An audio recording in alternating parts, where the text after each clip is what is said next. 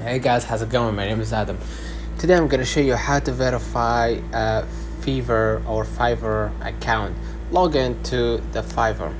Alright, you're gonna just type right here Fiverr. Okay, and then basically what you're gonna do, you're gonna just go ahead, log into your account, access the account settings, and then navigate to the identity verification, and then start the identity verification, and then provide the required information like ID card, passport, or driver's license. And then you may also need to take a selfie for facial recognition, and then submit for a review. Wait for confirmation.